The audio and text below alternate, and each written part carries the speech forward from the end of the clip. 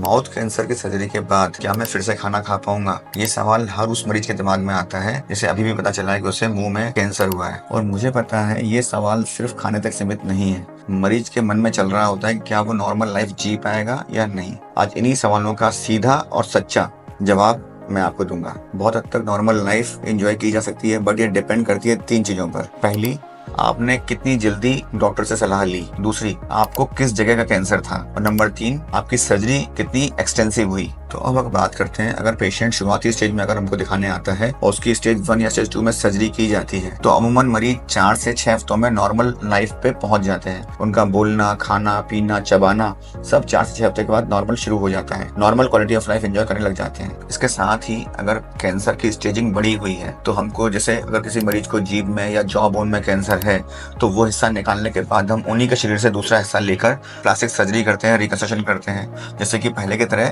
टंग को या jaw bone को बनाया जा सके। अब ऐसे बड़ी हुई स्टेजिंग के पेशेंट में आगे जाके हमको रेडियोथेरेपी और कीमोथेरेपी भी देनी पड़ती है। ऐसी कंडीशन में जो नॉर्मल क्वालिटी ऑफ लाइफ है ये थोड़ा समय लगता है, कुछ महीनों में, लेकिन मरीज नॉर्मल क्वालिटी ऑफ लाइफ की ओर अग्रसर हो जाते हैं। समय जरूर लगता है लेकिन वो भी बिल्कुल नॉर्मल हो जाते हैं। जो स्टेज 1 स्टेज 2 में कुछ हफ्तों में होता था, ये स्टेज 3 स्टेज 4 में कुछ महीनों में हो जाता है, लेकिन रिकवरी जरूर होती है। कई बार ट्यूमर की मार्जिन के लिए हमको दांत भी निकालने पड़ते हैं। अगर कभी दांत निकालने भी पड़ते हैं तो आजकल डेंटल इम्प्लांट्स अवेलेबल हैं जो मरीज को नॉर्मल च्यूइंग में हेल्प करते हैं। ये एक और बहुत इंपॉर्टेंट बात है कि अगर मरीज को ऑपरेशन के बाद कीमोथेरेपी या रेडियोथेरेपी की जरूरत पड़ती है तो ऐसे मरीज जो उनको रेडियोथेरेपी लगी हुई है उनमें रेडियोथेरेपी के बाद कई बार ड्राइनेस ऑफ माउथ, मुंह में सूखापन, मुंह में कड़कपन, वहाँ की मांसपेशियां कड़क हो जाती हैं, सूखी हो जाती हैं, खाना खाने में, निगलने में तकलीफ होती है।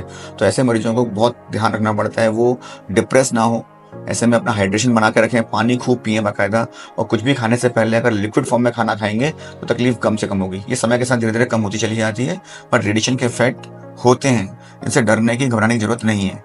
ये 4 से 6 महीने में धीरे धीरे कम होते चले जाते हैं। अगर आपको या आपके किसी अपने को अगर मुंह का कैंसर डायग्नोज हुआ है तो बिना समय गंवाए हमारे हेल्पलाइन नंबर पर कॉल करें और कमेंट बॉक्स में हेल्प लिखें, मैं खुद जवाब दूंगा। कैंसर में जितना जल्दी इलाज के लिए आएंगे उतनी पूरी जिंदगी आपको मिलेगी। Thank you.